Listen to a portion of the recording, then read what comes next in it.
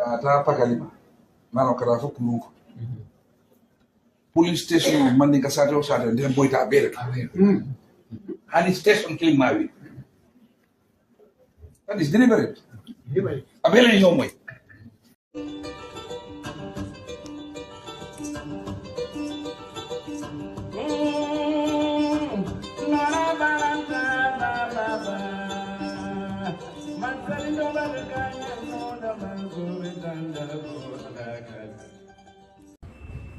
Assalamualaikum badimulu ngamobe kontong aturnal kontong la hani di anal badim malum sude mancam kungku jangkite UDP political bureau YouTube channel di ngamin sote ali wala mun badim mati munta Musa Sedi Silamo Musa Sedi la ala yamaro to anala kuma kamoda be min be ka banko demola ane United Democratic Party demola hani bi momo be follow kan isi subscribe ya like ya share banam.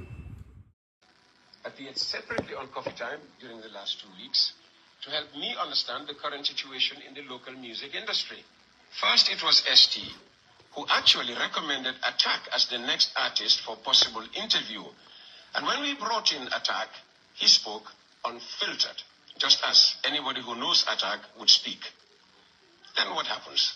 Insolent, ill-mannered, uncultured brats who have nothing good to offer their country or even the people they claim to be in defense of, butchered that interview over the weekend, and driven by any number of reasons, including I suspect that I don't speak their language and I possibly command a daily following that they can only dream of, decided to use this in a most ludicrous and vain attempt to smear my name and that of the radio station. In fact, I hear there was even a call for people to boycott West Coast Radio. I hope that call is still on, because I would love them to be the first to quit everything to do with West Coast Radio, including taking our content, and instead of thanking us for it, use it instead with malicious intent. Golo dal golo rek lay doon. Te du bàyyi fi golo mukk beba moo dee. Yéen taxu leen ma jóg te yéen taxu leen ma agsi fii ma tollu tey. Ngir Yàlla bu leen ma seetaanati, bu leen ma déglu. Soo leen defee loolu ma mucc ci seen seytaane. Yéen munu leen te bëggu leen ko mun. And whether you like it or not, people will continue to say good things about me and good things about West Coast Radio, because we are contributing significantly to the development of this country and its people. Lingan fogone mungen che sukande kundiki yaha West Coast Radio. Instead, lan lañu jural ndam. ST and Attack have reconciled. Yes, thanks to Turo Dabo, but equally thanks to West Coast Radio. A problem that had existed for years between these two highly talented artists with yet a lot more to offer their country needed only to be mentioned once, and mentioned specifically on West Coast Radio, and within a few days it will be solved. Hamulen ne lolu meye yalla la. Du ci suma mun. Now, lajuñ ken nga tagañu. Why should it cease? Anyan ak xol yu bon. Why would anyone try to turn an interview that only sought to understand the problems in our music industry, including tribalism, if it does indeed pose a threat as claimed, into a matter of personal attacks against me and attack the artist? Wayina Rustek. We thank Turo Dabo for recognizing the problem. ST. Okay. Assalamu alaikum. Viewers, thank you very much, Uncle Peter Gomez. It's just out of respect I am calling him Uncle, because Peter actually is a very respectful figure in our country. And whether we like it or not, definitely Peter is doing a very good job, a great job. But that doesn't mean that he cannot make a mistake. I would first and foremost say to all those people who are offended, sorry. If you love yourself, you will love your tribe and you will love your generation.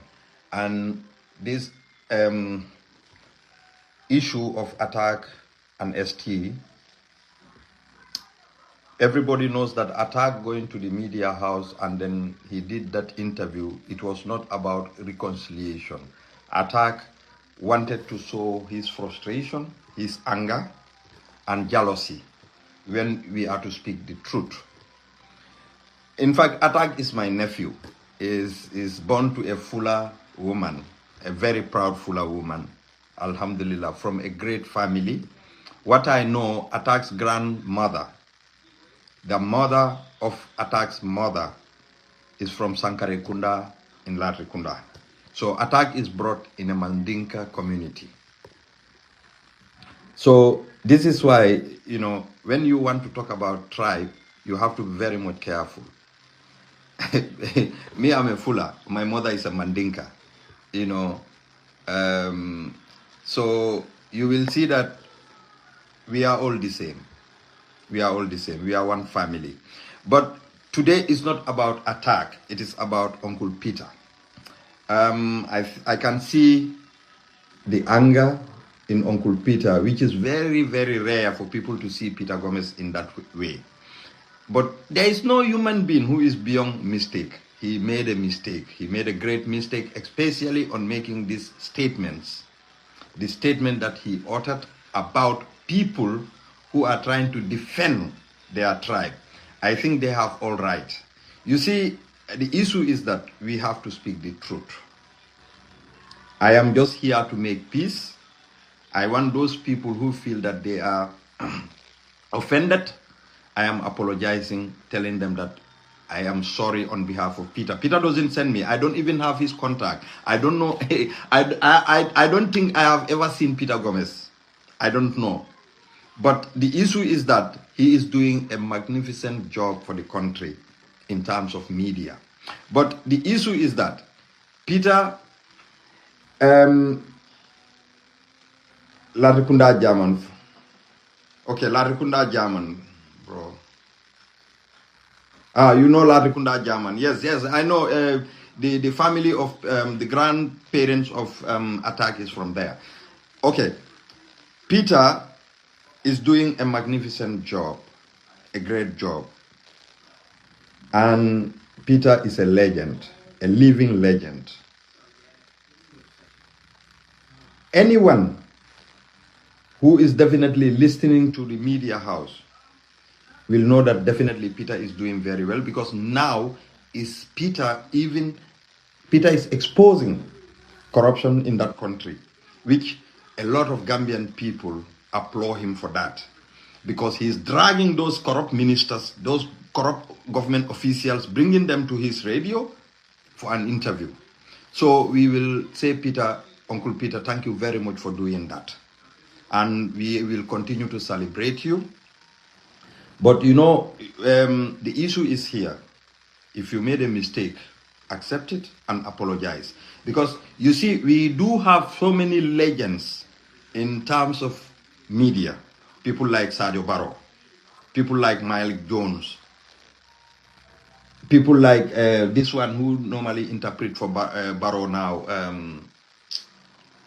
Juve, something Juve. Okay, you see, at the end, the Gambian people has a difference with Sadio Barrow, because Sadio Barrow himself, may his soul rest in perfect peace. Sadio Barrow himself left the Gambians and then searched for greed, personal interest. So this was the difference between Sadio Barrow and Gambian. And what was the end? He used to say that people are insulting me, because this is a slogan in Gambia. If you tell people truth, they will come and then say that they are insulting me. Okay. And I haven't seen anybody who insulted Peter. People are just retaliating aggressively. They are retaliating aggressively because they get frustrated. They feel that their tribe has been insulted. And then if you insult a tribe, you have insulted generations. You have insulted generations. And nobody will sit there and accept that. So let us not add salt to the wounds of the people. What I want to tell to Uncle Peter, for God's sake, you are a peaceful man. You are a statesman. You are a gentleman. You are very ethical. You have moral. You are teaching us, we the young ones watching you, listening to you, you are teaching us about morality. So if you do something that goes against moral, we will respectfully come and then tell you to apologize. You see, we don't have to politicize this. I don't even know which political party Peter belongs to. We don't have to make this as a tribal issue. The only thing is the mistake Peter made is the statement that he uttered now. And definitely we all know during the interview with Attack, Uncle Peter could have stopped it and managed it better, because Uncle Peter knows he have more experience, he is more exposed, he is more educated than Attack. So he can do better to at least stop that or make Attack to make that statement better. To make that statement better. I'm not going to talk about Nene because, Byro, I didn't see the statement of Nene. But if Nene come out to defend Peter on this statement, then Nene is not truthful. It's not truthful. The Nene I know, I would have thought that Nene will come out and then speak the truth. Uncle Peter made a mistake. He shouldn't call the people who are not even worthy to the country. Those people who are coming out saying that you are calling them as a monkey, they came out and then they saw their frustration, they saw their anger. They are telling you, don't call us monkey. Because you said something about our tribe. And Peter said one thing again, which is very, very dangerous. He said, because they think that I don't speak their language. It's not about language here, Peter. Uncle, I beg. You would have done better. I said, you are a champion of many people. We celebrate you. We celebrate you. Honestly, we celebrate you. Don't listen to what, I don't know what Nene said. I don't know. If anybody can give me a clue, that would be better. But I don't want to speak much about Nene because I don't know what she said about this particular issue. So I don't want to say something. But if Nene was in support of Uncle Peter's this very statement that I played here, then Nene should go and look at herself.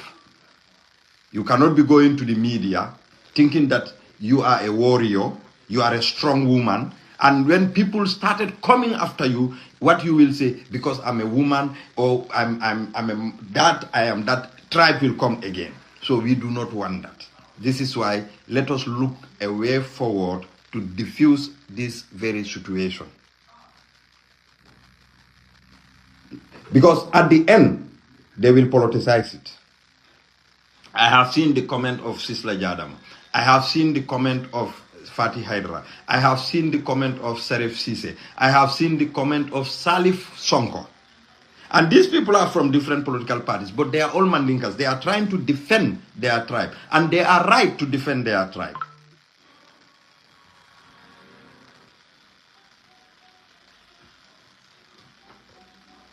Mr. Dabo nga nyinyandi dorong nga kumo nyinyandi dorong the thing is Uncle Peter is Uncle Peter that I am trying to apologize the public. I am trying to apologize. Uncle Peter is a very respectful figure, and he's a man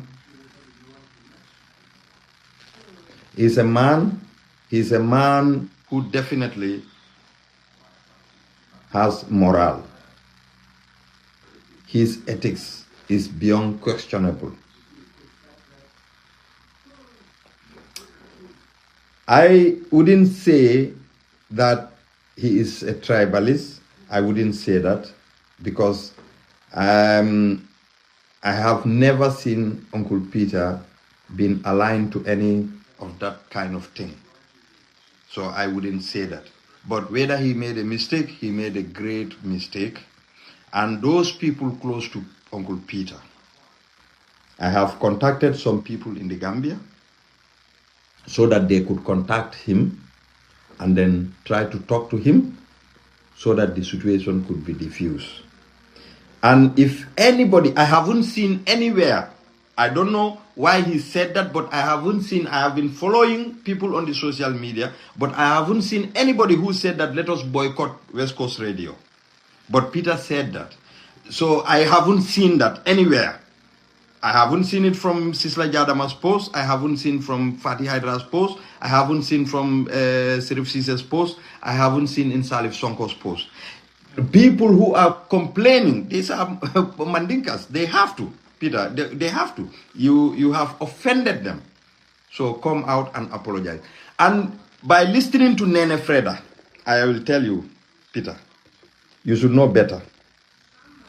You know, Nene is a very agile woman. Alhe kadunga min call nu Peter Gomez la kuola wala fama be call contenting. Yalong mimbe caring. Alunga na fonyo any more mistake. Uncle Peter a mistake on. E manya na fola ko minulu be odia moke kande a monkeys. Wala e manya na kafu fananko because mela kango mimfo wala kamfa. Woman mo kamfa ja. And I'm not a Mandinka. I just want peace between you, the Mandinkas, Peter. For you understand, Peter, how many Mandinka friends do you? Sister Tida, Isama. Isama Musa, Selena. Ba onle wala wenya dile. Abijandro. Jare Bayal kortana tela. Ano tanatena nkonga. Abarake iba program kende la bari yalo Musa nyim futata lato dami yalo ko lanna tambola kake. Yalo keba kata ngolta tuno wala keba ntola nyanta kata la tribalism kana soto Gambia. Wala mtonya. Keba la nyante mirala aba min fola banko kanindi ngol yake ngadindi ngol makoy. Bari sanyi kuo kata nyame abuko mulke tawle. Yenyim putli into system. It's very sad to say. Nte buka comment nyesi fala bari aje sanyi aketa nyeni ku ya ni toroleti. Muna na mol iba finti la yemmandin ko liya fo banta do fana finti sabu ko Gambia. Momo wulte iba mandin ko nenna le ko la yena fo ali hako boyndinye. Peter Gomez mu kebaleti. Yeah, kebalo. Attack mu dindi ngoti. Most of attack mu dindi ngoti. Hanna tara ndefan comment attack la postol tole bari dindi ngolo mai hani be chance to grow I mature. Ngatanda la attack yemin ka amambe tay ku karanje bari there is no excuse for Peter Gomez. There is no excuse for Nene Freda Gomez. You know excuse table.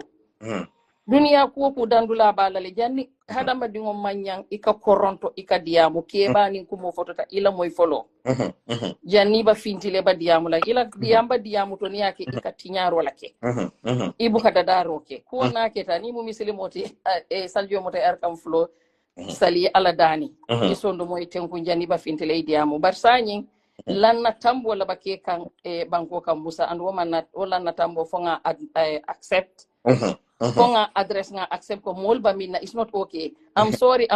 Mujuma do binale ko tenka yaka ko I'm sorry. Sina jara Selena ifelendi ye fa drop ha. Aja. Do fana yena ko I'm sorry. I'm sorry kanyantale for me anyway it's enough. Excuse tiye ko tenke. They should know better. Andun daga mera hada madingo dol kuol minu be sondo moko ne la real ila mentality la real I don't know how to say it. Yeah, mean feel. Wala kana finti. Ntenga jenyami asike nga wrong mafo mimbe sondo moko no malonde manke alak. Meda. Mamoda den tafola moya batene bari ikamintandi ntenga minje. Ntela feeling to. Mimbe kono ye hatred min soto wala ka fintina ntenga je wole nyama asike nga wrong. Bari people like Peter Gomez Nene Freda, these people they have to stop. Ye dunia kuwa kuje dandula balale. Lamin a decline. Sorry, Sister Tira. Lamin daba decline by yena muruna nkota kebang because okay, I felt that. Sister Jare. Okay. Continue. Yeah, kuwa ku dunia dandula balale. Peter Damante walunga do fana moyle nying fo fat jany lo mbay ba dia muka manding kol ten. It's not necessary. Foi kaduika for 2021 election or so say li akanyantale. So say manke the only tribe to Gambia. So sales man the tribe jamal la bije. Kulol bije le tribalism is wrong in any sense. Tribalism wrong tali. Nte fe hada madi ngoni ko tribalist manke muslimoti. Bearing ala le silo beda. so ninte ko ba sido la konno otonga alala man alla alala kumo mambula noma as a muslim imu muslimoti sondo mo kono ni ko mu tribaliste woto ita manke muslimoti woto alay min fo imambula noma bayri alale da alale sidol fananda bari man din kanengo have to stop Nene Freda Gomez, there is no excuse to our behavior. Peter Gomez, there is no excuse to our behavior. I can even take attack of Aman Kamali. From Laba Pusikang or whatever, but Kebal Akanyantale, Musa Akanyantale. Yeah. Mfutata black sign Hanita Fontaminka for Molly for Molly Sabari, Basani the Fontafonola Moy Sabari Kotenka Kanyantale. Yeah. This has gone too far. Enough is enough. Yeah, definitely. Peter Gomez or anybody excuse signing, I don't take it into accept. Like, I'm sorry, I don't accept it. Yeah. It's I too, can definitely. it's too much, definitely. Seattle and killing non fulalo misa understand. But what is akasani?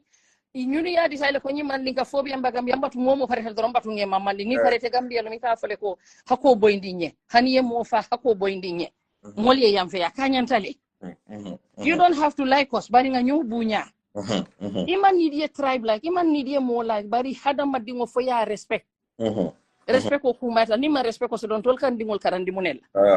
Dingol minu binabi wolba muna karana. Ya jamela jamaju ya dingol minu kela mo yala minu mangambia ko fango understand ni woldi amuta politically fango ibu ikabala fe yenne. Ikabala fe wallahi. Ikabala fe yenne because amanke ko ike tawle amanke ko jawiya tale bari. Ye wala long ye ya mo wodi ya musifa la ye wala follow. Nite fede, this is enough. Peter, there is no excuse. Hani Peter simu apology like I not accept. Nene Freda apology kela nte kungo. Mamodo for there is no excuse for her. Nte fe ijiko la fintita sanyi. Afintita le birinu. Na ata mwole ko musula ha so sanyi reality to nyamu kilindroneti. Ijiko isa nunya wonya ka fintile nte fe la true kwa la wala fintita. Bolo itonya. Yeah, so heka to demba to do bayri nga mol jara nyo sister jara nyo jele fana sister. Sister Tida. Na sister jara. Ameyadi. Amiyandoro. Heka to de nindi ya muta wela mimba molto rala ko boy. Yalo nga fuelo ngoy mudimba nyimal di kodi.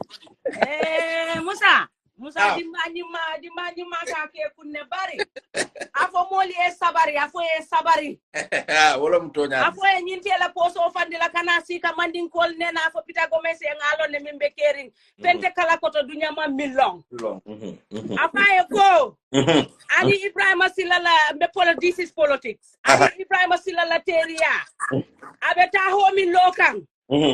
Afa ko moli alone kejo minna. They are on a payroll.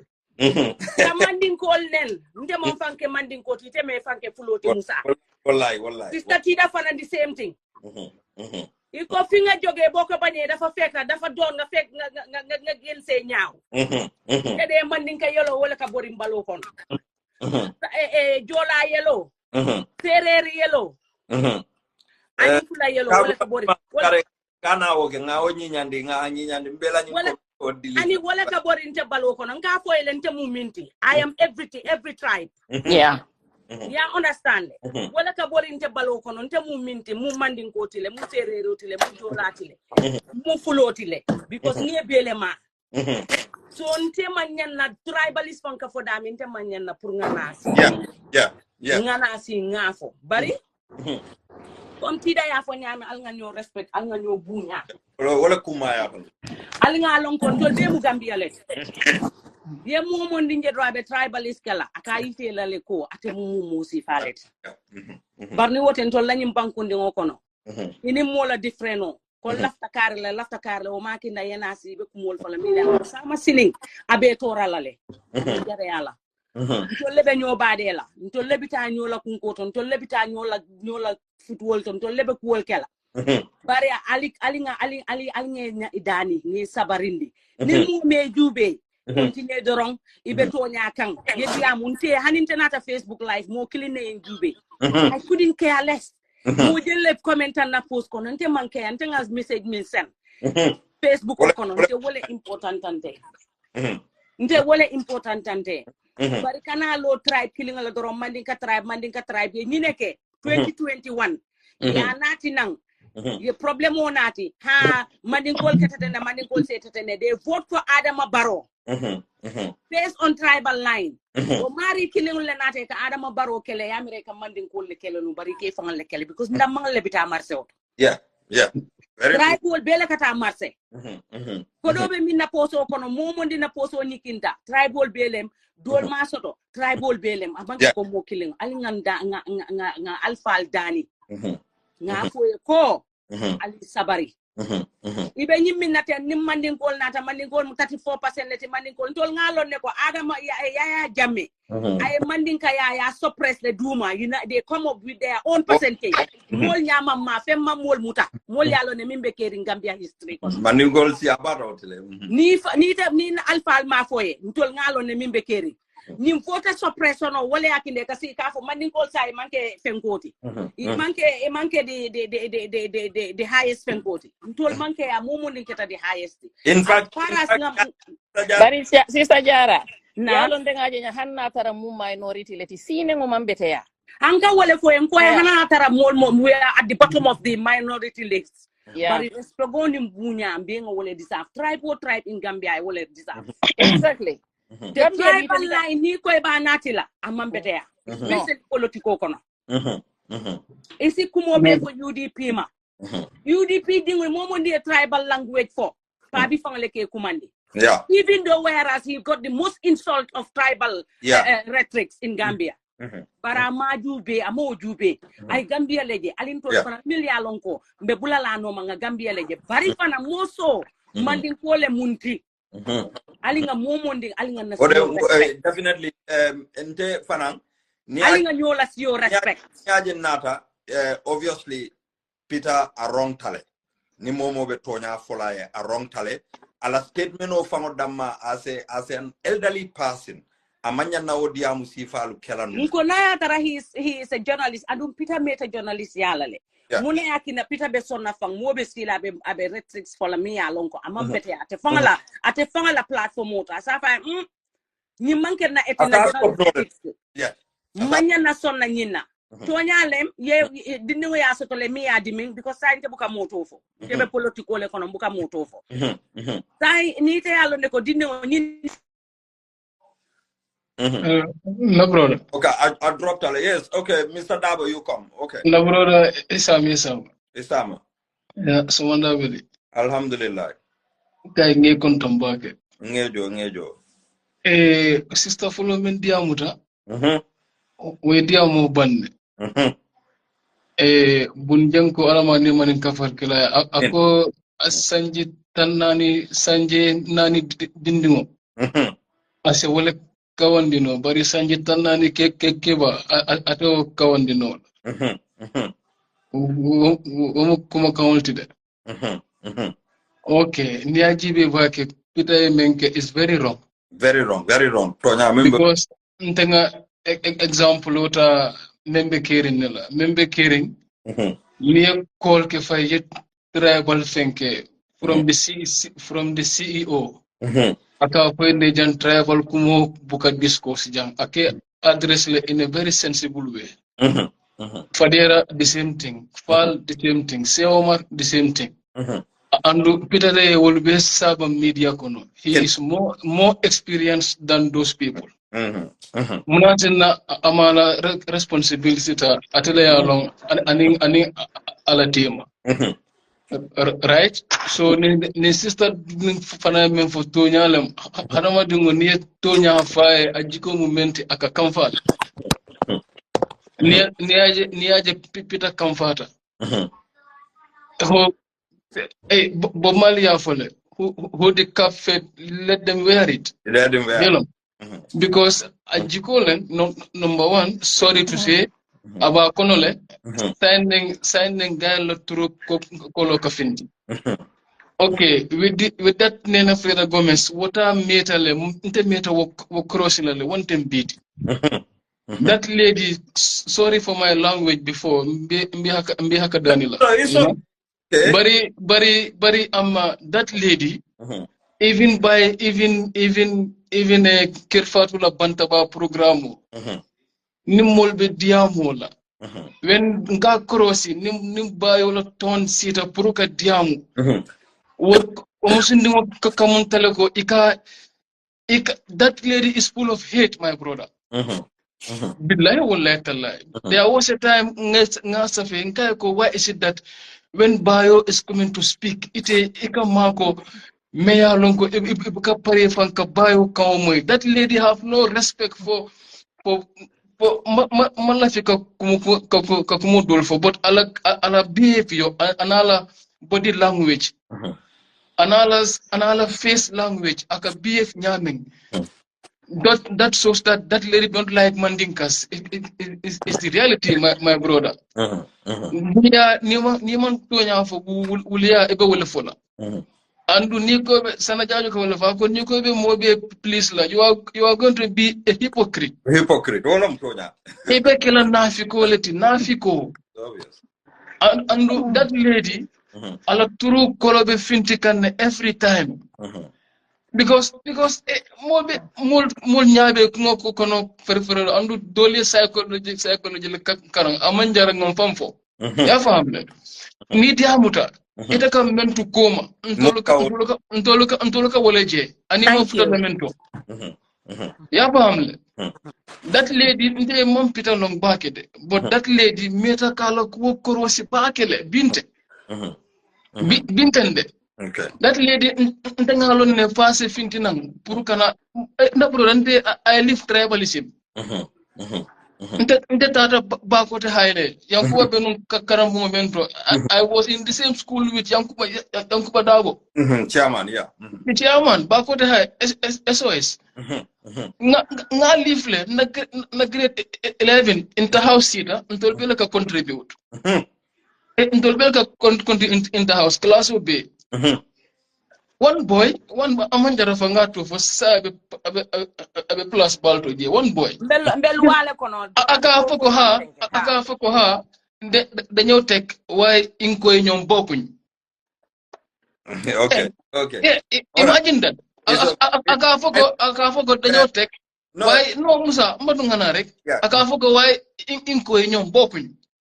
Nga ko way suma waji yow loy wax ni lan mon lo min in koy bokkuñ akoñe way sosé nga ko way man sosé la di man Dabo la santa suma pak sosé suma sosé woddu mo na way yow sosé non naka olof boy la ka defa set yow nekulo la ka kat what does that mean? I live it. Billahi wallahi nzenkali nga live. No, I believe you. Many people went through that. So kodo bije akayanta le sign. Sign is gatsa to gatsa. Idea niya puk. Huh? Mela diamu kundu. Ikata office door council Gambia. To be candid, ye konton droke. Eko good morning. Ni fenkete ilafta mandinga kama fare ike mwere mandinguma sose. And no, very arrogant.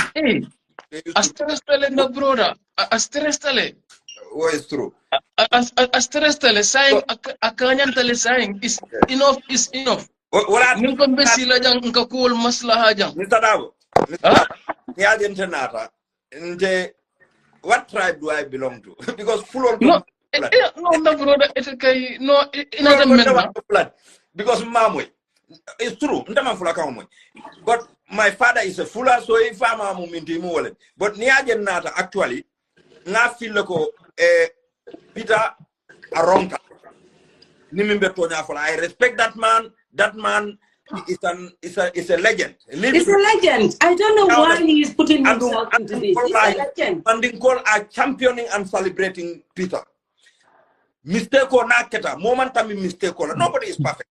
Peter interview Minkani attack la experience man for Peter supposed to stop it and make it better. But woman time Moliana Finti yela frustration yitandi ya itandi ko both Peter and attack Bele mistake which is very true. Which is very, very true. But ni Peter Finti be another video dada audio dada talking about ko himbe caring about moy kanne ko people are arrogantly attacking him ako well na sagwana ta statement o mi use wo kan kaitandi ko mela kango mim fo ni wala yali diming ako wolu mu kongol very bad amanya na kaufo Peter mu kebaleti and a lot of people are celebrating Peter. The best thing is Peter manyana modolu dankula especially ni atara mimfo nene wolefo ndanga amira Peter experience nyanda tambila wala le to puruka nana ka foka be nene la kumakango but ngalo go Peter te nene la kumakango tala Peter will go and sit down because janinta binala jang I try to make certain calls pour wole diamu Peter ye diamaye because anika futale anika kujama letama puru I would not say because I respect that man so much ndavola ko purala ego swallow sorry for that but I think it is better okay because Gambia bele ka Sadio Barrow celebrate no but how I'll end him keta nyadi bari Musa na brother Musa na yalong come like nte one thing mbuga la fi tribal beda odan kasi ka diamo because nte politics nte ka politique woleke ha na platform to momo ni sida je ko ba fola sarawul ten kari ten manjagol ten o jolal ten o surwal ten be drop lale and it tell ne ko UDP TV and media so lot of kind of people can adila hani len ron de drop le ha wolom tonya ya understand le because ntol mbe mo nyi lole la bari fonang ito be min ngate ni mandi nga dinkili lota ka be kuma fola how would they feel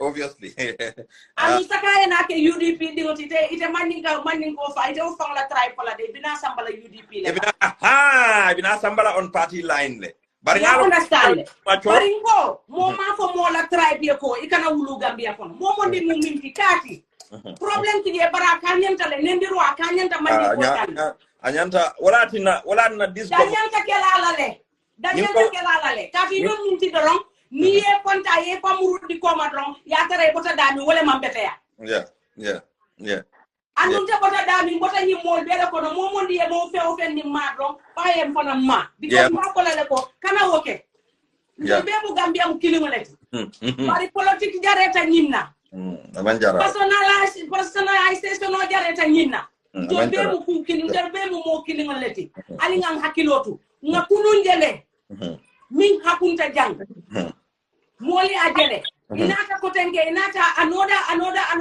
place to iko ebo woltale be kuntundila ali kana so wala ali tol mandika dingal ali nga mo nyo kara dese lotanga mo nyo kara kana nyo tanga nyo fe wala ni amambete kana nyo tanga nga nyo fara nga nyo balota ka fara ka nyo la try tanga fara kana so nga na fala de nin ke ba ngalone ke ba le mat andum te I look so much on this man wallahi mo jamale a lot of people look into him definitely bari yana si jang kana nim kulubali language ofo is strong amanke kuti min correct nin ke ba rontale amanya na kala mo ndi ya sokota kan fana o muy mario la hajolte bara rontale totally a rontale mol bi de nan kamil ma mol bi de le mo kambilima because ngala ne kunu ni tatar la kukili bi ni mantara kukili ngana sin konke nganya tata bari man ninka ne nganya ta dannal mal tentu lambal jayla ala baraka bake tida mai ko ala baraka thank you na broda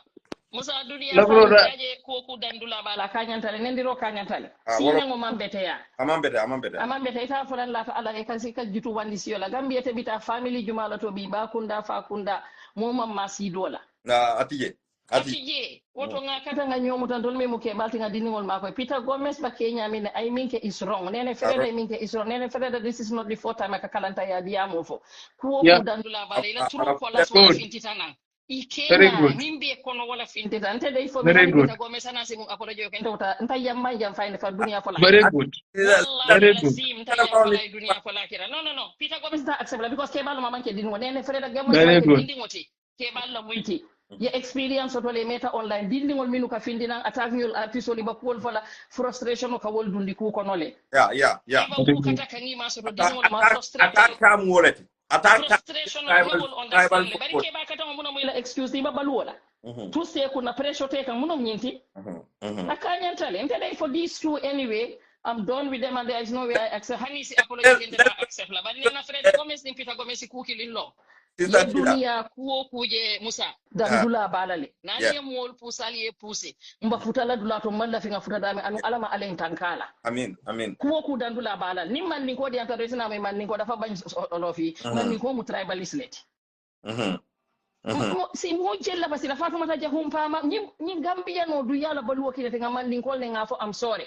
Yeah. Okay, Sister Tida, you know, Tonya, the thing is getting out of hand.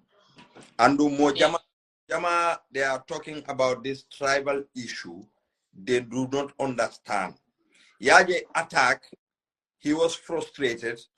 And secondly, bring Asita media nyatinula yanyininka, it was hard for him to express his feeling. So exactly. Anata kuofo nyado nyama, which he is not. Because attack is not somebody Mosafo Minako, he is tribalist, because he is from a multi-tribe. Saying, but Uncle Peter, Birate be attack interviewer, he should have attack guideline. You don't, people cannot just sit on your platform and say whatever they want to say. You case talk on certain things like no, I think we can make this better. Yeah, understand. Amarie or dada. So, but ni Uncle Peter found na finti because of retaliation from the people. Yalo moli a different angle. Modoli ajeleko, Uncle Peter being an experienced journalist, he could have stopped and guide attack. So he didn't do that. So when people came, well, finally analysis, and I haven't seen anybody who insulted Uncle Peter. Mamoje miyane. So but today, Nzafoko Uncle Peter le nendiroke, which is I'm disappointed. At a manya, but internata minadro wolom yintiko. Ko bebe lakandami yalong Gambia. Mbema mi understand. Yaje abitaka nyami tendirek. Sambi ba kuma se ba fola Peter ko. Mol mil bebe attack Nim political carry more lomo. And this is not political because I don't think Peter belongs to any political party. Ngalo nakakakarte o file atela la ka file miye. But it's not about politics. Purikana nim politicize. The only issue is that Uncle Peter should come out and then just say, "Na statement on a mimfo. It is wrong, and I apologize." So, na sister Nene, he shouldn't add salt to the wound. But everybody knows Nene. So I don't think we should even put that Nenela issue something important. Heka today Musa yalo ni mu journalist oti itala platform oto kanal badi amona mol kanal yalne ni decide komba finti lamba tarla online you have to accept it. Yeah. Ni mu figoti komba tarla social media le mbata mol be ka be postol kele mol ke against mol la feeling no manke kilimot Kende ntenga kuwo jetene do yaja ni ya lonko ita wono la goto kana finti bante kadiyamu kana fanke journalist oti kana mol interview kanita Musa mol ke nenne Kende yo amika to peace la meka ikatu kuma kendo la moy ndene mela kuma jaw mamo ye kuma jaw fa bari hani defa ngoy kabulela ndefan katara je dol bi janga bako bari malo munana bu Musa bu kanyunu block ko tika tale ko okay am there so munana Peter Gomez accept la moli ye min fili ya fo ko na keta hani attack la ni moli ya je different wele man din ko dol ya support man din ko dol ko hani you have to accept it nata no la wota ida basa antanene Freda Gomez jibela ka fo ko moli ya lonne. We cannot accept it. What Gambia Momo Paretakula, we have to accept it Kenya. That cannot be. What I can on Tatuno la Kafoko Kariba telling a Hayalon Kariwa Canala Kuta, Mbala Kuta, Alanga Sabarimbe, Memito, imagine Nalbe Diamola Jam, Amariben Kolkang on the Funle, Nalbe Diamominaja, because now call Uncle Peter Lakuola. Andung masoto baringa message o kiael and I believe anim Peter diamutale Uncle Peter wallahi I mistake ko kele andung malafi minna because ye Gambiano ka anyong Gambiano celebrate le na ka nyama Uko Musa ntolbe la nga Peter Gomez celebrate ntolbe la nga bunya nga horoma mo bele woke wo manke tripe ya manke fenti mobe la ko horoma na interview ke beka ko la interview ya fenti molbe be la moy la wallahi so hada madingo ni ba woto kana fo bante mum ne di fatelo atamu jumalti mota kuma fala wallahi wo ya ajame mentality mo man yana kuma fala ni you are there as a journalist you have to take it you have to accept it feel more la feeling what they have to tell you. Ni More mistake. you feel they have the right to offer you. Ni want to ida hela do kola. Ni Musa Peter Bol andu nene Freda mota jibela ka foko yala batene Musa heka to nta wole takela. I'm done with that lady. No, I'm done, and there is no way no muso nga respect nga yaje Gambia no ntelu kukili no na promote. For example, nintenga kuke. Nga feel ko I don't want to apologize. So mkana lo nkafu molego. Na diata miye yenjube na man dia miye kana njube. Look. Ni agenta bina sila ja molle kan jube. Hana kita mokili mofulat. Bar ninka moleko na diata miye kana njube na diata miye yenjube. Sai ni molu be na ta jube ko okay alin kana jube. Ila business way ba soronal. Andu man Dari alo Musa, ante jani ba kutalo to hada madingo fango miye fango bunya e koro mo so to bunya so desi ko kumo fango bondida ko ne yafa ba. Ya ka because momo ke jube. Ko ye koro iko mu ke ba leti. Iko mal mo te fe ke ba anon ke ba na kulu bali ataka jawi ba ke ba kulu balo ka jawi ba ke. Mo kulo bali adi amolet. E ma moma my language maka fa ni mo fulol dal no nene man kan fate a long time man kan fate. Yeah, I know. Itaka ku that sister Tida, I know that. Mimbi je drong ntebe amediam la niarta ko na message Joseph Uncle Peter, with all due respect, Amanke, he is not a prophet, he's not God. Even prophets, they make mistake. Allah don't never mistake koki. So Uncle Peter nyanta minkela wolom nyintiko ala nyin statement o min ayake aina ayada da, because you don't follow from hadama dingo mimu hadama dingo ite nyon hadama dingo kumandila da fengola. No. It's on Islamic, Christianity mafo, Judaism mafo, Hinduism mafo, Buddhism mafo. Inyo hadama dingo inenete okumandila ko womu da fengo da ulakono da fengoleti. It's totally wrong. Isi kamfanya wonya imanya na kenyo hadama dingo kumandi wola. Andu yeah, exactly. Wala na moral.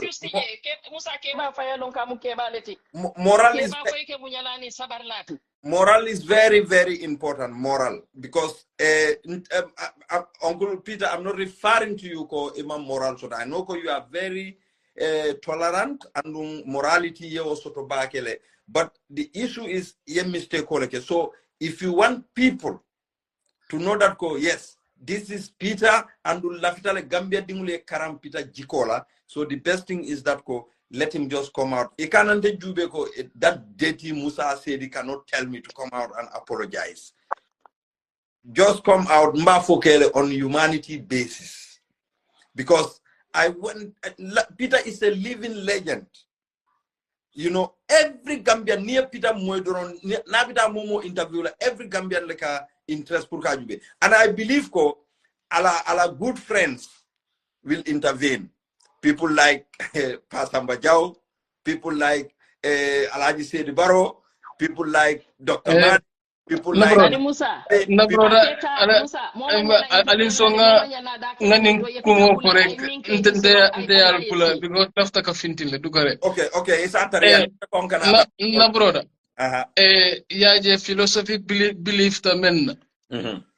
Diplomacy is the key to peace. Okay, but too much diplomacy also is a sign of weakness. Ya family, it's the reality. Ngatonya fo. Ntolu amanke ko manding sido like nintol manding sido like nun den nun combo sido te silaje. Ya family. So saying yeah nendiro nin sister me for is true. It has to stop. Anyantala stop because enough is enough. Akanyantala. You know, nga diplomacy nga tala amanke ko nimbo itoni atere nyanta kana aya fo mbala hekatu bari ete mo nyanna kata wonno mo e ka fa ko ni na mo akadani no amanya kila wonyama you know brother yalo me bari ngal konto okay abaraka Mr. Dabo abaraka Mr. Lamin Dabo Sister Bintu yalo sisa kunda ko mwidi nimbije no Sister Bintu al nga nyandi doro yalo mbe kana dunyola dobe je ay kuma dofo okay, we have seen what Peter said. Ndafola ko Peter mu tribalist, but what triggered Peter to say this? Wolom nyintiko Peter amantara ko dadaka. Yaje moturo dabo ay minke to call attack an ST ay peace talk ke tema in lote diamuta ikoya banne, which is very good. Andum moturo dabo imagine matala statement moy yaje matala statement moy andum mo there is no Gambian mi alonka fintita to go against moturo dabo because moturo dabo e minke mobe alonko he have done very well pour kawo ke kawo mo fulol mutake sindi ke kachandi aje ko altelom kilon so Peter ni ate Uncle Peter I mistake okay because tonya ni atara ko Peter e mimfo ni atara ko I have another tribe lema wolfanal the same to very aclaten but B even nafiki alon na Gambia dami some people will go they are in solidarity with Peter or they are sympathizing with Peter simply because of ya feel ko I kumo familiar they should be offended. Womanyinya at all. Tonya. Mbatata le sign kanana all the time ni mole manding call neng nga fintinang nkomba dala because malafi manding call react. Ni manding call reactor abitala out of hand because bankumi ya longo the 50% is more than mandinkas. Ni wol ko be react la abe kala a very bad detriment. So wale wodalilo la atina ntenata to apologize pour ka fo mbadi manding call mbaringol alias sabari you have to get the thick skin yaje mandinka ya nal fango ya long wallahi mandinkol are very proud and good people because B jama bi jen kan sañolu wulindi dinkiral to Gambia ni mandinkol ye di wol keta tribalisoti no jawyata bi dol sita dula dol to ite sila je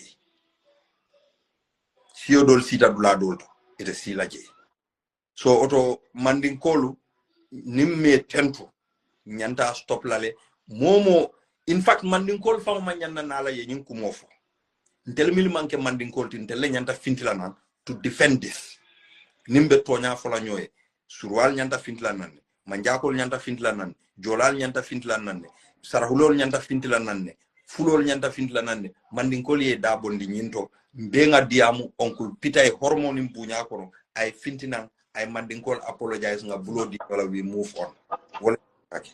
Ayalo Musa bin program ya non isondo mo warata. Isondo mo wata ko mi po mol fango binami ba fly kay min ka beti atabari mba nyin dunia le ala soto tal ala manke mansa kilinti de. Ada madingo yemin fi wala ka fali buka mano fi nyoy fali. Ila nyim mandin kanenga badannani. Ima expect we mina bina wela because kuwo ku dadula balale. Nte lafta peace la lafta mole ka nye mole ke kilingoti si fata mfanso amambete anto la family to siyo baby jele koto dol furuta surwale dol furuta si dolye so dunia fonga nyo accept anu si man fi CFC te bayri ala le siyo beda wallahi ala min dada wo man fenna tawto min jawyata wallahi si ta keri min fi CFC si dota ta keri ne bayri ala len tol beda bayri ala le ma moy makaran le bari kuwo ku dandula bala le tema fanta Peter Gomez kilila ka fa ko tribalist olon bare mandinkol la ne enendro si ne wala ke keba bu kanindiro kuma jaw fo manyana bola keba da ko no saka si iko ka si ola ne sakete mu public figure enendro ke mo itela ite ba masibo mantora ba wala malaka wo bankoka nene Peter Gomez na lafta fanga ilo ni lafta ya fo ko they don't care bari lumba sila ala ba tandile la ko ala le dunia da ala lay mobe day tolta ime fango de me fannati duniyan kon wolungo binale insha Allah rabbi ya iba kuwo kula ye bambangala ni amira ko nyimbe na falale hatred anin sinango abe na falale iba jelale fo al nafa bi jele wala fo nafati je kumo aba koylale nta kany mbam fenso to ko tenkemba mi fala because Peter Gomez learning this is too much nyanta ila natambitale nying ye manding ko I'm sorry for me is enough akanyanta le dunia ko dandula this is enough nte I'm done with it Anyanta apologizing kela, and I believe with his professionalism, and in our self-respect, I believe Uncle Peter will come out and then apologize, which is really very important. But what problem with apology kela do fana yena yafo. Do fana ko I'm sorry, I'm sorry nembi rola nyanta stop lale. Sine mo mambetea anyanta danale musa. Yalo wala atina bi fango ni mobe kachaka mi yalonko.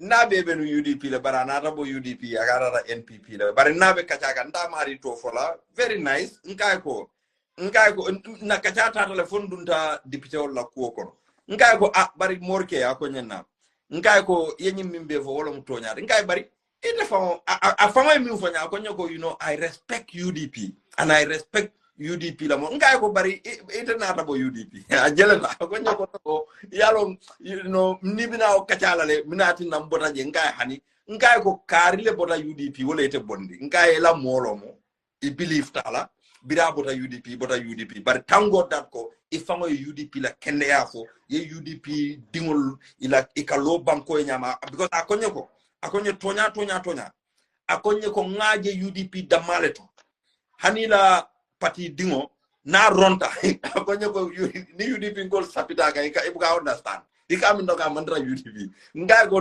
exactly tonya yalon fo tonya e fo nyoye nkai wole important ko mi malafika pati kunati nyinkono because nte Uncle Peter nte malo I didn't know her bari ala doku nya adiata nyebake Peter Gomez is not today's Peter Gomez leti Gambia B ebe journalist o min fola ko abe Gambia ebe min bulo selend la Peter Gomez kan yaje ni atara ko nyim fotanu pa module la radio to num pa moduna ta findi ay nyim kuma kan fondel nim pa modu buga du nyola ja ngamra wala na ko mu chayni solle toja fonna buga du nyola ni pa modu nda fa ni pa modu ka duma sonko minke lama ka akojo yala la ku buga ban al buga kanyang al bu nal sakonal bolota ngai ko nim bolota mimbije nae apologizing ke ni apologizing ke ronga ka banne ngai ko wala kumada but Gambia we are all the same mbe wala na sister fana nene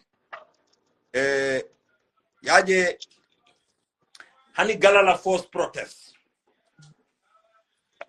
ndebuka hypocrisy ke no de ngafo ndeka yalonte ni video be takan teka molle sport nka minul jude galala force protest birin nene freda tate nyuna mole lamin sedi walla nko alafo nene nyi manke joktide nyi manke komin ko ntele nga tolerance soto wala ntele kuninta moluti ntele lafta kabe nkai ko this is not about that. What are you portraying? Lamin Sedi wolu, the youth have been complaining. Lamin Sedi is Atebe youth advisor to the president. What has he done? Because Lamin Sedi came to that demonstration. Kaitan ko ntella government ntelu believe that democracy la or imagine nata protestation ya nibe conversation okay ganko is a marketing strategy for himself because of our position. Nko alale fangol strategize bali ale fanjube na ni wonde Gambians are not going to believe in Albemin Foka. You understand? And no, I try to speak to some of the Gala people. You understand? So mimi de wonu nyintiko nene anyanta minkela ate she might be a sister from an extension with Peter anyanta minkela wonu nyintika itani Uncle Peter lako dia momi be sharing ha barimbaring ke maka nyamade because ila nyin kuma kango amambete ya in lafde ke make it better. You shouldn't call the people monkeys.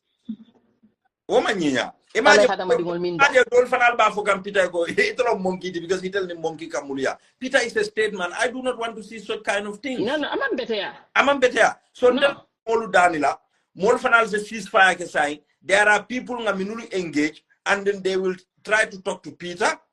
Perhaps perhaps Peter might come and then make the thing better.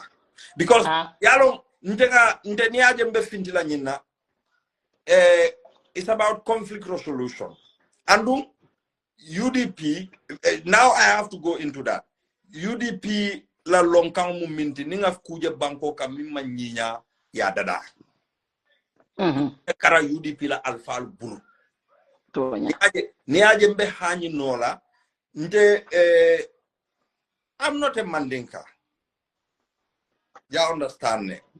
But why always I defend the Mandinkas? Because nka feel like ke tonye. Par ni e tonye, wol milie tonye e kane fango ke victimolu. So ni te ma long, dorong iba fola abar Mandingol fana la ko le siade muna nyim ise nyim mobe kelendi no bang. Ini nyim mobe si dunno nyola bang. Ya tara molle ke tonye. Molle ke tonye. Nko ndel dindi ya wado. And this is yalo wado it's not hani fulo do na badim fulo do ka amuna na Mandingol ka fon tele fulandiw. Nko ko wo is a language. Nko ko wo mu language leti. Wonko abuko doron surwal ka fo nyami pol bi njago bi. Nja Se bi. Ko fole amanke kasiti. Mari Mandingol la fo na fulandi ngona dindi ngo weke kasiti. How come? Nko ko wo mu language leti wo man kente bala problem di ka fo fulandi ngo surwandi ngo wenkindi ngo. Nko wo is nothing. Nko kangole wo sambana but that doesn't mean ko nko if you go to Manduar, sign power staring down. Manduar ntelma mo lebe woto. Manduar ya surwa kundaso ol surwal botana mundur ibe botana o dol botana nyomi ko dol botana padibu ibe botana wolto bari bi foye la dula soto foye function alkalo soto inside combo tribe jumal le siara combo tribe jumal le siara brikama because brikama ko lebe siri Manduar mandin kollo so ni mandin kol man opunnu andu yenda fango jente ndela nebolu. They are Manjakos. Na family mbesterin daming. Na dival. Manjako lom ndela nebo. Very nice people. Yaje nila Christmas sita. They come to my house. Nibana solo sita. They come to my house. Nibana solo fang sita. Manjak muskeba dobiye. Ndela wife le kala dinul samba school. Foi nata fenki. So nibana salo sita o sunkar salo. Na wife ka nibole. Somebody. They are very nice people. Woka nintanata lifola ndabije wonta mantraja ka dingol bulale adin sunkudu ndim fula akebule kana wife mako do ko la suo kono this house domestic work ikama ko ninta fawnata lifola jenke be invite ndenga si nga kacha ngana chalo lu domo ngana nyeme sengolu domo ngamiso nga domo nga kacha ngata. Very nice people. Manjako don't offend people. So never. Manjako don't offend people. These are very nice and beautiful people. So nene yalo model bede. Biano atehana darajata damandin doro moli astar kato fate kamera he delta duniati. Kanyinale. Wolom Gambiano batandi. Wolom ila jino mo be bafala kare way Musa te ko he entela bi jende mo nyon tawale. It's not like that. Ala le dai fango ji mbeni tata kamolta ka sunkane kilinta te jeni ka sera karabanji yola mo man fisa ya moti yenna kaja ne eventela nene freda lo mu because zigi fintita jane wato min zigi dia muta attack la kola mobe yakli tribalist la abala tribe la defend kan mobe yake tribalist woti but yet still a lot of mbala TikTok auto ay attack ba apologize and wol be mu dindi walleti ni keba katanga nyunu ba muna fala Peter Gomez keba katanga ba muna fala so mniye man ko ma nyanta finlare mobe wakili tribalist la man ko ko mo mobe kai tribalist so sidol min dia te ya ko mo so to fight support ko kina on message Facebook ndekan kana ta mbella moy la duma la le pide Musa npa on le bari Peter ni nene Freda alla ko ngata ngadi Allah subhanallah ala mu masakiline ala ma ale kitio tel altol ni mandin kol tema alni Gambian ol tema ka to fitino alkawala nati bankoka almantara Cairo nati kanje almantara peace nati kanje so ila kuwa de intengata ngadi ala eba banna le sister tila hani sa banka wala fo yente wode en ka sabarle bari nyim moflon ta sabarle itoli Musa nyunu kay no way hani se apology ke I don't accept pajara fo sa ega rugby le I want to training nella. Mfanala tala wala. You are welcome, Pajara. Thank you. Miba. Enubara, Sweden family benyari. Family, alhamdulillah. Very good, very good. Welcome. Family. You looking good, my brother. My uncle. Kind of uncle. Thank you. Come training nella, you know. I know. It's good. My holiday fun, you know. Yo ita ba enjoy kan. Ibarin ba banta kutoka. Ani nga jele aje yalo nga wala fo charawe nga yalo bari mi mudeli. Ba man dara holiday la jara nga go samfu jusula sa ko nyanta muy bari nedi. Okay, then we also concerned that. Ejo. Topic going, you know, about Peter Gomez and, you know, Paul Vinkete, you know. Salom sa say Brikamalon, Nathan Brikaman Colti. Yokumbulo. I know the biggest settlement. Punjab,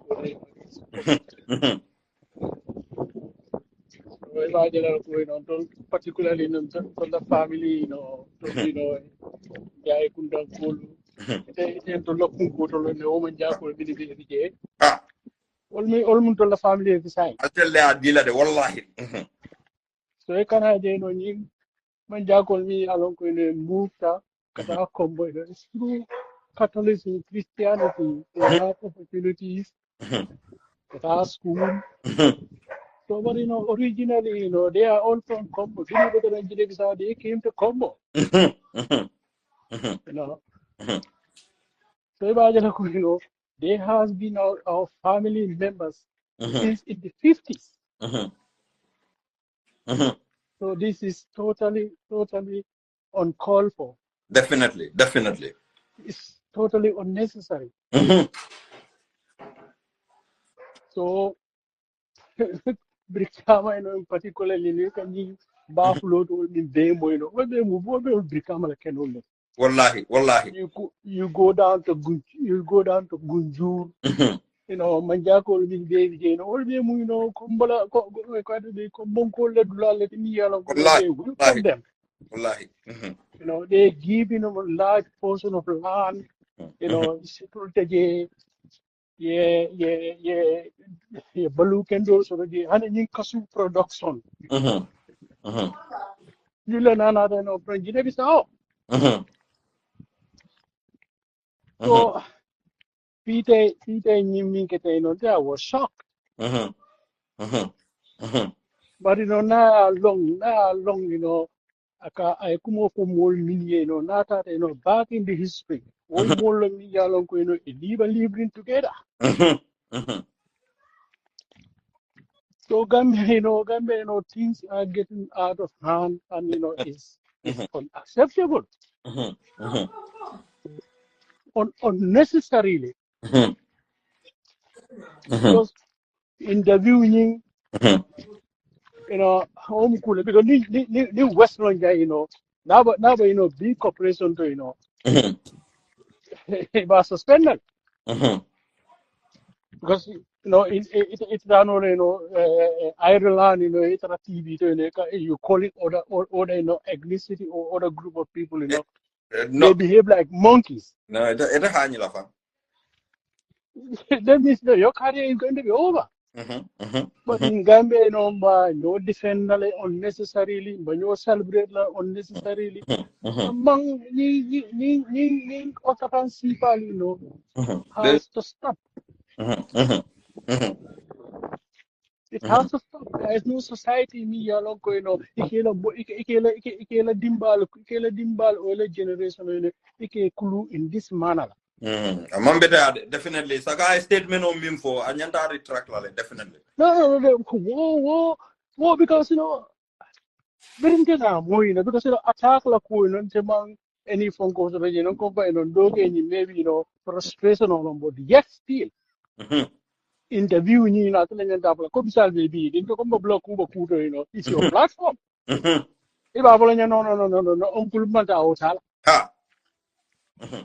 Because it's your platform. They left and said on Facebook like what happened, kind of new for any implication, is going to be based on me. I have to take responsibility. But you can go call certain things when you come over, you have to stop me.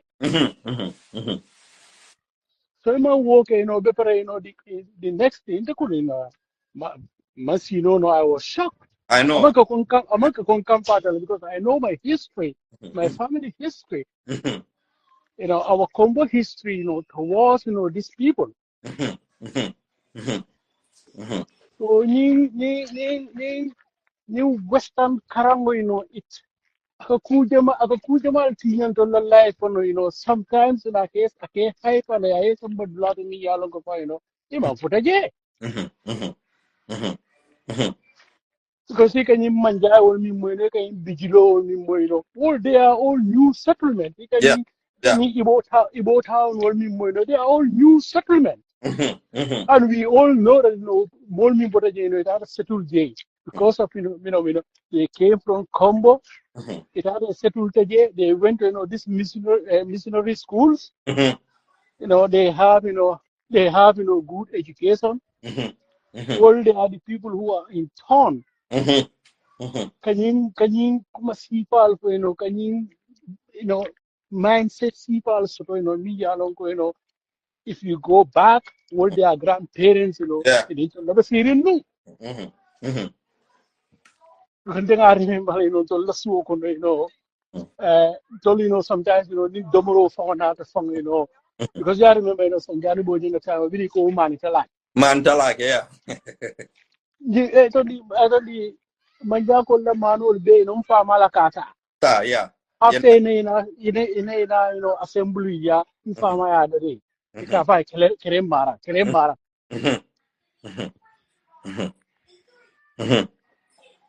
So anyway, this is the only contribution for the first time. Thank you. Social media, so I was so disappointed. But as I said, no come for me along, some comedy do because I'm a bit nervous, but No. Yeah, brief history which is very important because nimi brikama yaltello sanyankunda ye tela kabilo long yalong yalla kunkol long yanaje settlement ol milbe woto altele wol mutala ko bi alni wollom bakilim fakilim wolde andum wala nyanta kake. So I believe ko Peter abenyinko abada dalale because Peter is a responsible guy.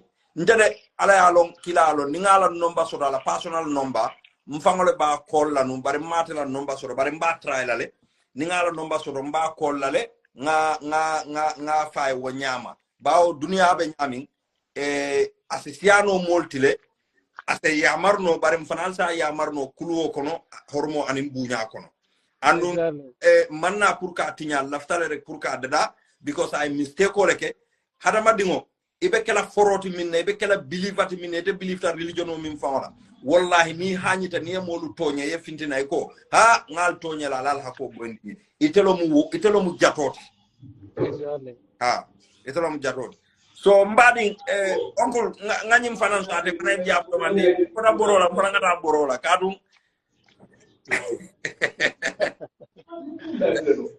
okay. Thank you. Okay, no problem. Okay, thank you. Say hi to the family. Okay, vamos. Okay, Hello, Ima Musa. Naam, Jamal. Ablay. Okay, Ablay, bismillah. Ablay Juma. Saka. Okay, aja bismillah. Ko dama yin mala moy bare sa ko moy den ko ta ko man ko kama ko monkey. Ha. Our live radio. And I mean for a call coming more minul bate fanan criticize kan a call man ke fendi de a monkeys a ko man na faso to banko fango kan e wol man na falete la Gambia banko fango la kuoto ate la development of the ando allow de aka contribute la development ata fo fanan ni o mol ko bate boycott la a ko ba ya boycott so yalo wol manke kuti min nyata ay mistake diamo ke bawo e manyana fola e nyon hadama dingo e follow hane yata e ronne e manyana fola ko wo mu dafen dolde sako sa fa ko on kilati barama okay ko fana moli ala su pake moli akulia bake gambe kon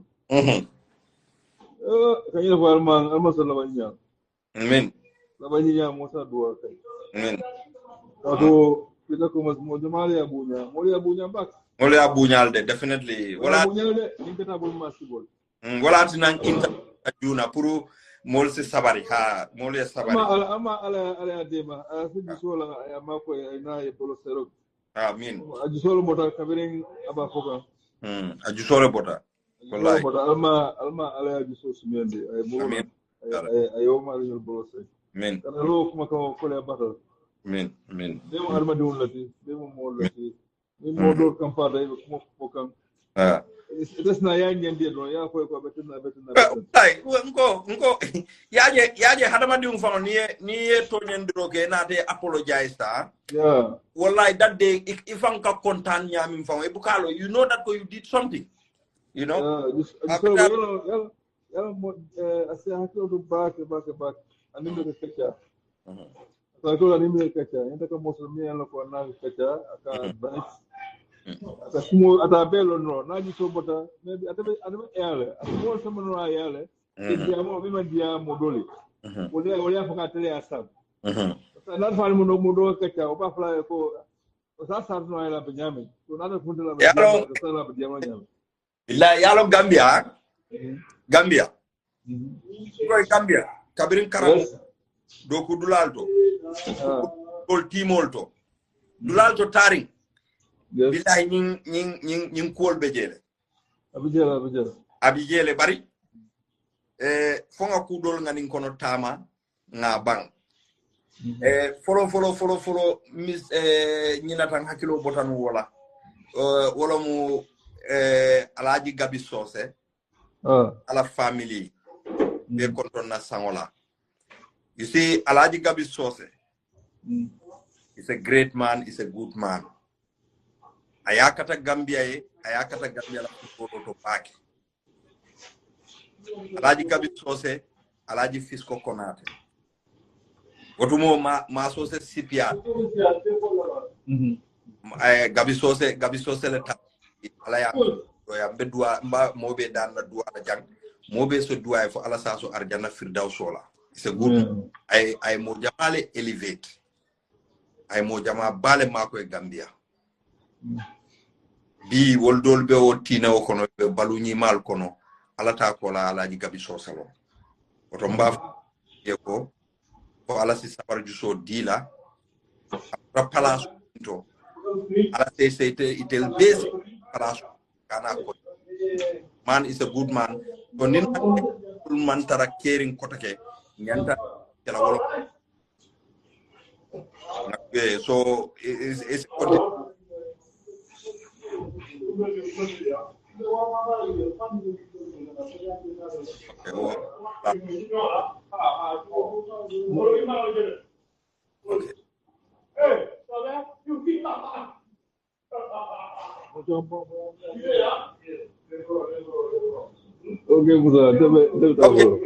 drop no, it's a drop no, Mr. Adam. It's a drop. If I'm a drop. Ebe fa drop la la bagra ya mo ka finti ba ke. Hello? Yeah, madam.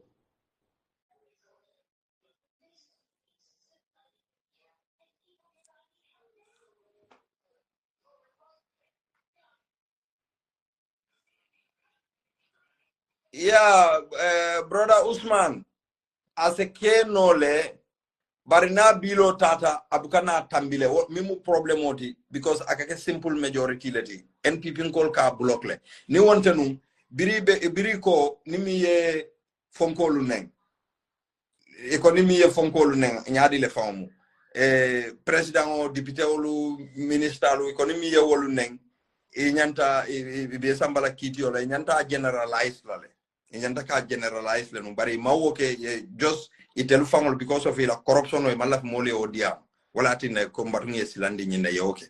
But anyway, it's a good idea. Bari lafta min Danila ja wolo nyinti ko mbe molu Danila na on brother Sisla Jadama Fatih Hydra brother Sirif Cisse brother Salif Sonko because nga wala safero jele bari motije miye kuma jawfo.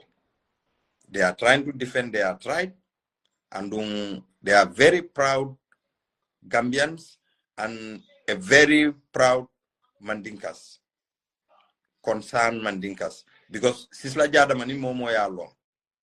Sisla Jadama ni tribe ma Gambia. Sisla Jadama ka fintile ayo tribe ni defend. Monene tafoloko Sisla Jadama ni Mandinka fonko ka foko dronko mandinko no. Moto fola Sisla Jadama la kuoto. Brother Sirif Cisse laba on defanga amira fanko Sirif ay suru account le moy Mandinka account. So these are people minuli alonko ita folno ko wolmu tribalist already. They defend every single person. Ni femfen ja ronta Gambia wrong. Ya lonko nyimmanke the interest of the masses the anda manke tonya rek they come and defend it. Fatih Hydra brother Salif Sonko will be. So I believe Uncle Peter will come out and then apologize. And Uncle Peter, kane danku molla duma minul bafule kana worry mandinkolom wala ye attached to a political party. Kane danku ila. Religion kute nyinto. Kana som moyo religion phobia sambana wala mandinka phobia wala political party phobia.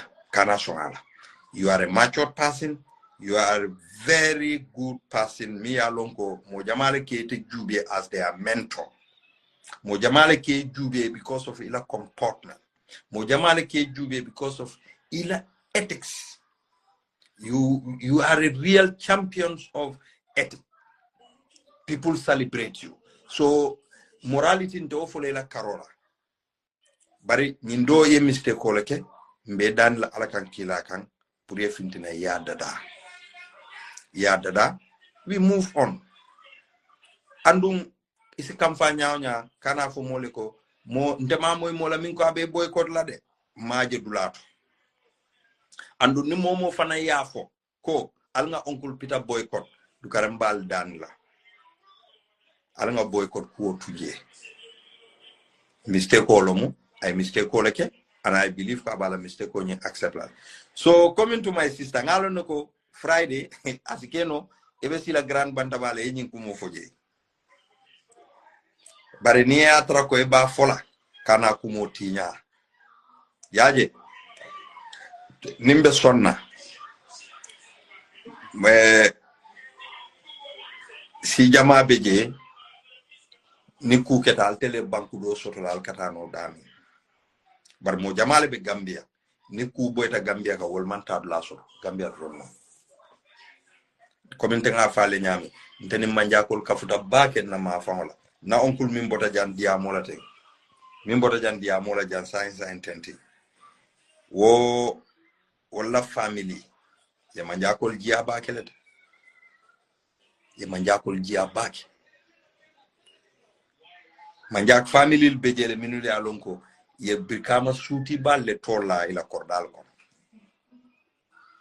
ye bikama suti balle tola ila kordal ko bar wo manja ko lu be momo isina moy na mo kara tata Guinea Bissau asaunda Guinea Bissau wala tata sangol to Guinea Bissau na badin karale banta Guinea Bissau so itele option sotole man mo jama be Gambia wala option sotole bar wo manja ko lu in monene tafala ko they are troubling people before fam wotumo sign fam ni tata London kona Brikama dulalto taring ikamanja kontra in a settlement with people but wotumo come in development or keta but manjakol katarano outside ika ole prefer they go outside because of ika animal husbandry minge ika seol bula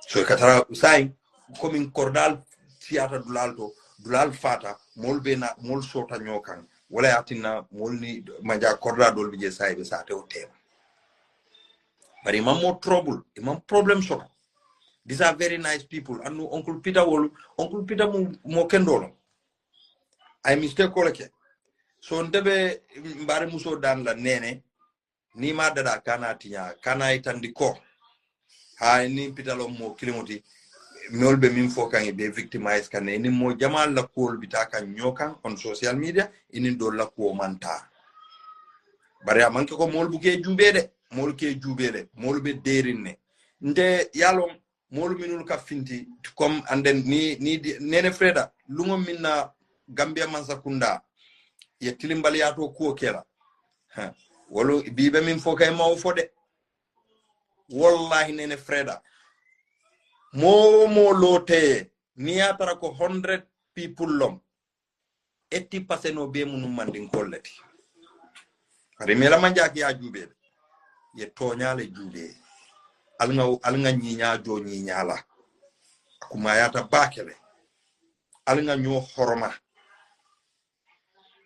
horoma nko alkana so nyimman sakunda kalantangolu ika kudundal sondo mo kono ka fukal be mandinkol kerela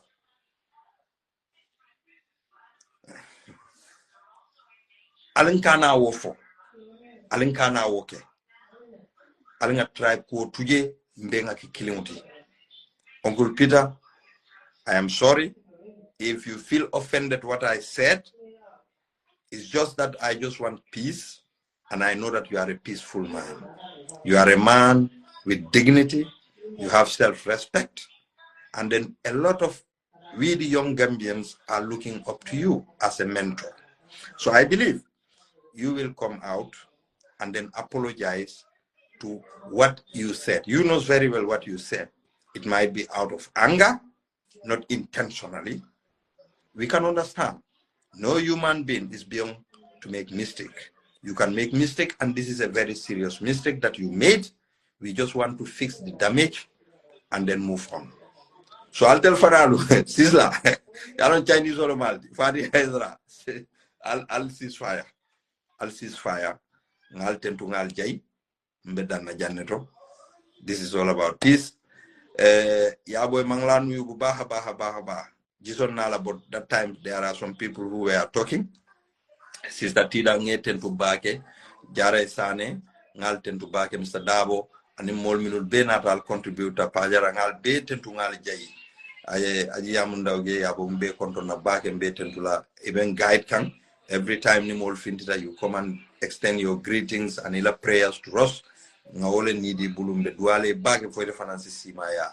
Na sister Medina Njai mbe fanan konton na sister Kadi Sane ngal be konton na mbama binta ngal be konton ngamo be konton milnata jam pour kanyim ko jube ala baraka bak I thank you all